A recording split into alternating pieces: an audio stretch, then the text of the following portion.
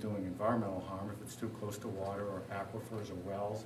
In some cases it might not, it's all tied up with a lot of sawdust, might be in a high and dry place.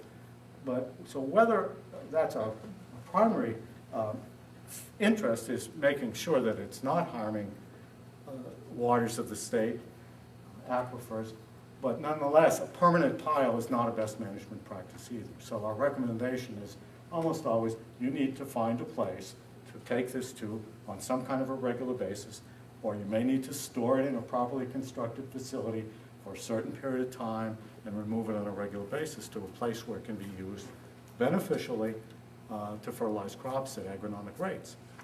So sometimes we do some matchmaking. I've got a little pamphlet we did, put together a manure exchange. Well, like a dating list for people that will take manure. And all the people that are in there will happily take manure. They may charge you for it, but that's kind of the problem we've encountered. So many people, well, what can I do with it? You're telling me I can't have it here. Where can I put it?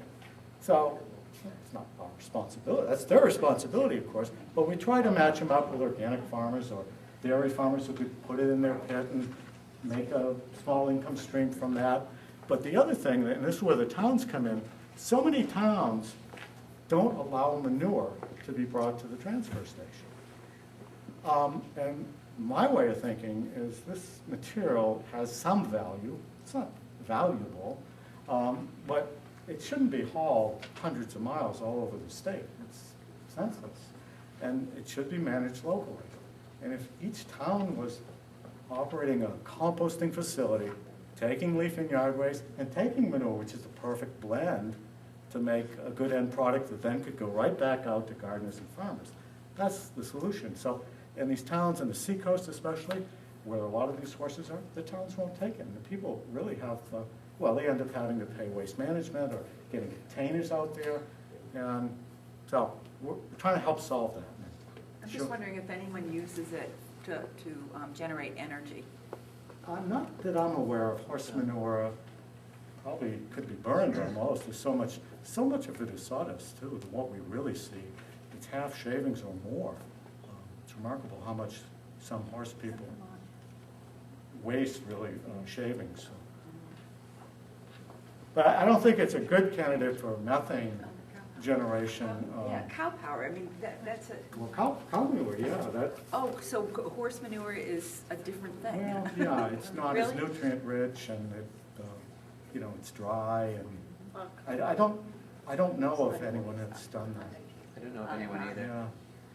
And given carbon emissions now we're worried about, I can't imagine that would be a good idea in today's world.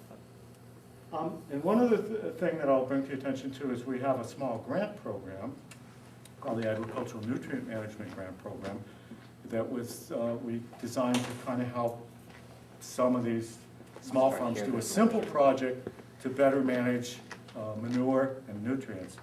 And we can provide up to $2,500. We have 2 grants a year, so you could apply twice. And the kind of things, it has to have, the project has to have a water quality protection outcome. So it could be for manure storage if the manure is potentially harming water bodies. It can be for fencing if animals in wetlands, that's another one that comes up a lot. Animals shouldn't be in wetlands, BMP. In fact, I remember one of the first times I went out myself on a complaint in Concord, on the outskirts. Some fishermen at this popular trout fishing hole were complaining about some cattle. There were dairy heifers that were out in this pasture for the summer, that they were in this pond or wetland area. So I went out, and it was this very steep pasture with a beautiful view out over Concord and this pond at the bottom, but it was all surrounded by a marshy fringe. And there were maybe 10 Holstein heifers out there, and it probably was 30 or 40 acres. It was a beautiful scene. And so I went down and saw that they had been walking in the cattails on the edge and drinking there. And then I hunted up the guy who owned the land, and he didn't own the cattle. But his remark was that, and I told him, we you really should fence these cattle out of this pond. And his remark was simply that if the state wanted me to fence these animals out, why won't the state pay for it? So, you know, good point, and I did go back and we later got some legislation and kind of told the legislature that too, and they agreed, and it just kind of played into both helping protect water and helping enable small farms to continue having, you know, because if you took these animals out of that pasture, which you probably would have done if you had to fence it, it would have grown up the brush and the view, and, you know, just, to me, it wasn't and I don't think they're doing any serious harm to this kind of boggy little pond anyhow. But anyhow, that's how that got started, and we thought we might lose this grant funding, but it looks, as of today, like we'll still have it. Another thing I could suggest too, we can do education projects, so if you want to do workshops in manure management, we could do that. And the idea of towns, there's no reason the town couldn't apply either. If the town wanted to do something to put a compost facility in and to accept manure, that'd be great too. Pretty flexible, simple grant, simplest one you'll ever see if you've applied for grants. 2 pages. Will come out when it's done. So that pretty much wraps up what I wanted to say. Happy to take any questions. Or where's everybody from? I'd like to know what you folks do, or you know, are you from towns or? I'm from Lebanon, and Yeah. I'm an advocate for local food. Oh, great. Okay. I'm from Plainfield. and Yeah. I happen to be on the zoning board, but I'm Okay. just more here and interested. Yeah.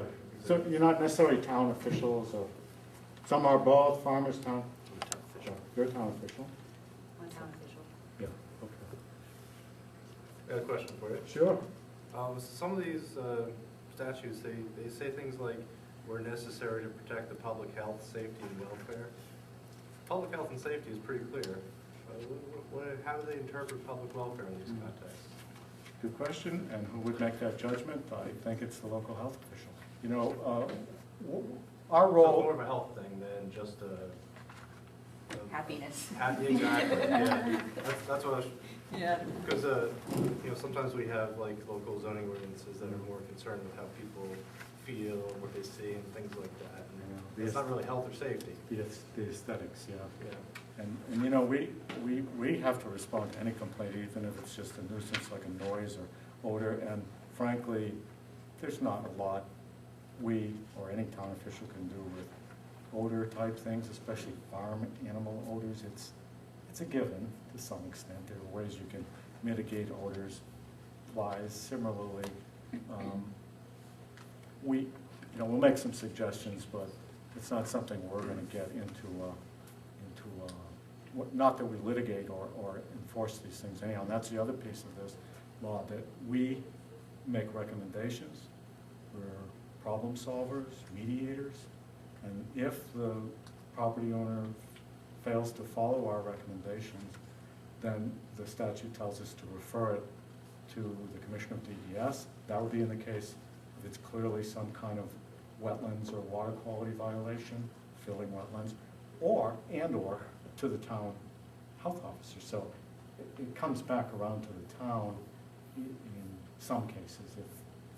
And you know, under your nuisance powers of the health officer, they're broad, general, pretty vague too.